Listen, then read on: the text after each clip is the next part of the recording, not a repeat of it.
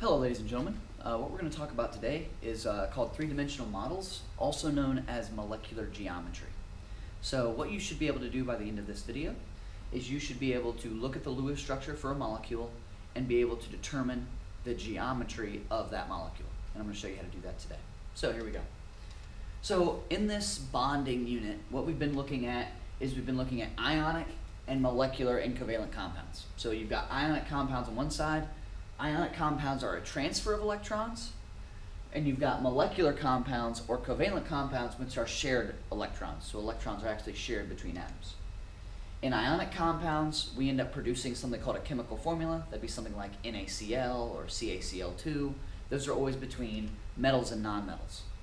But then you've got, on molecular and covalent compounds, you have shared electrons, which ends up producing something called a molecular formula. Then, from that molecular formula, what you've practiced doing is you've created Lewis structures. So molecular formulas tell us what atoms are involved and how many, but Lewis structures go a step further, and they actually show us the two-dimensional arrangement of the molecule, so we can draw it on a piece of paper. But then, after Lewis structures, and what we're going to learn how to do today is what's called 3D molecular models, or also called the molecular geometry. So that's what we're going to try to do today, and here's kind of how all these things are connected. So Lewis structures, what they've told us and what you've hopefully mastered by now is it tells us the atoms that are involved, it tells us the number of atoms that are involved, and it shows us the two-dimensional orientation of a molecule. Well, VSEPR, which stands for valence shell electron pair repulsion, you don't really need to know what that is, but VSEPR is what tells us the molecular geometry for something. And what it does is it tells us the same thing that Lewis structures tell us, except it goes one step further, and it will actually show us the three-dimensional arrangement of atoms and molecules. So here are the 5 molecular geometries that you guys are going to need to know. Okay? So there's linear, there's bent, there's trigonal planar, there's pyramidal, also called trigonal pyramidal, and then there's tetrahedral.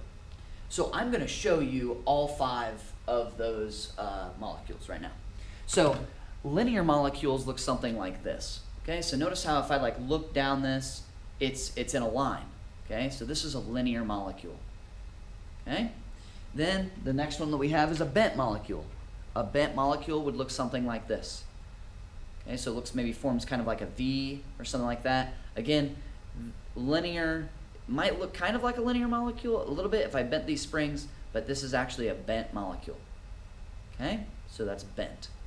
Then the next one you have is you have trigonal planar.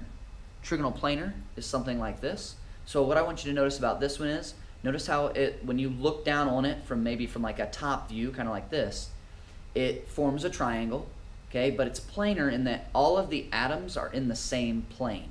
So if I hold it up like this, all of the atoms are all on the same plane. They're all on the same level. Okay? And how this one is different is very slightly different from the next one, which is pyramidal. On this screen, they kind of look the same. But I want you to show you, here is a pyramidal molecule. Notice how, again, if you look down on it, from the top, it looks like it's trigonal planar. But what's actually happened is the central atom, or this blue one, is popped up slightly. It's on a different plane than the rest of them. So I want to show you that difference right next side by side. So see how the one on, I guess, on this side, in my right hand, all of those atoms are on the same plane, whereas with the one in my left hand, they're not on the same plane. So these are slightly different molecular geometries. I'll show you how to tell the difference between those. Then the last one that we have is something called tetrahedral. Okay, so tetrahedral molecules look something like this. Okay, so they have 4 atoms connected. This is again is the tetrahedral molecular geometry. Okay, so I'm going to show you how to identify those. It's really not that difficult. You really just have to look at the central atom, and you have to look at the electron pairs. So we're going to draw. Here's the Lewis structure for CH4. Okay, this is called methane. I'm going to show you how to identify what kind of geometry it has. So all of the geometries are based off of this chart. So in other words, either like screenshot this or save it, or I'll post like a document that has this picture so that you can have access to it. But I'm going to show you how to use this chart and how to use it to get the geometry. So here's what you do. The first thing that you always do is you have to look at the central atom. And here's what you ask yourself. You ask yourself, how many things is it bonded to? And how many lone pairs of electrons or non-bonding pairs of electrons are around this central atom? So my central atom here is carbon. It's in the middle. Central atom. Central means middle. So I look at my middle atom. It's carbon. And I have 1, 2, 3, 4 things bonded to it. And I have no lone pairs. Okay? So then I go to my chart. And I look, okay, how many electron pairs and atoms are around the central atom? Well, we counted those, and I have 1, 2, 3, 4 atoms bonded to it. So I would go down here to this section. Then this is kind of like a breakdown. It kind of like tells you, if I had had 3, that would tell you it would have been in this section. If I had only had 2, it would have been in this section. But we had 4. So then I asked myself, how many bonded atoms and lone pair electrons did it have? Okay? So I had 4 bonded atoms and 0 lone pairs, or 0 lone pairs of electrons. So because it had 4 total bonded atoms and no lone pairs, and all 4 of them were bonded atoms, that means that my molecular geometry is tetrahedral. Meaning this molecule right here in 3 dimensions would actually look like this. Okay? Okay, looks like tetrahedral. This is a tetrahedral molecule. Doesn't really look like this. This looks like it's kind of like a flat piece of paper or a flat molecule. It's actually not. Okay? So we're going to look at another one. We're going to look at SF2. Okay?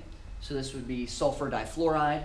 So again, in order to identify its molecular geometry, we look at the central atom and we ask ourselves how many atoms is it bonded to, and how many non-bonding pairs of electrons are around it, or how many lone pairs of electrons are around it. So it has, the sulfur is my central atom, it's in the middle, and I have 2 bonded atoms, and I have 2 non-bonding electron pairs. So it's like a pair of shoes. So it's like, I wouldn't look at a pair of shoes and say, oh, I have 2 pairs of shoes. No, 2 shoes make 1 pair.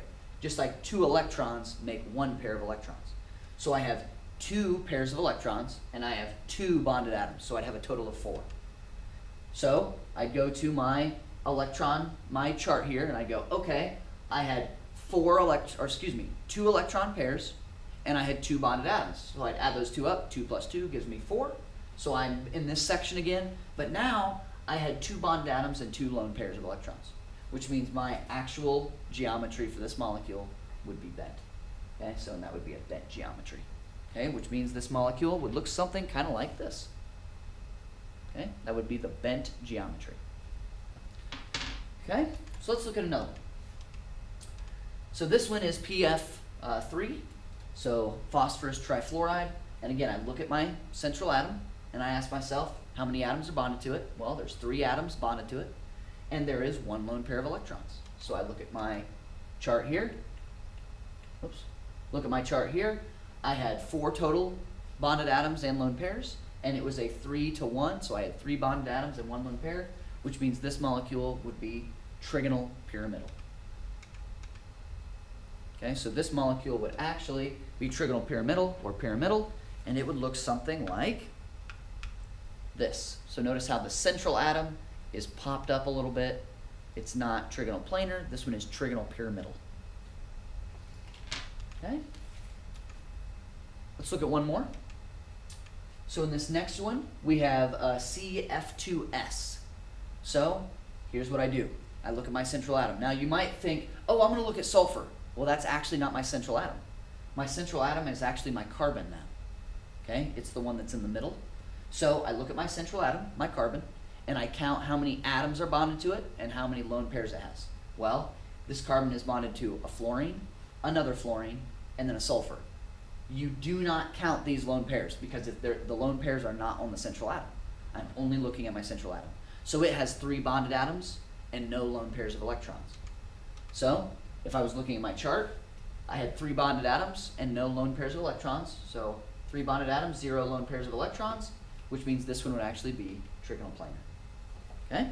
Which means it would look something like this. This would be kind of like the top-down view. Okay, but this would be like the side view of that molecule. Notice how all the atoms are in the same plane because it's trigonal planar. All of the atoms fall into the same plane. Okay?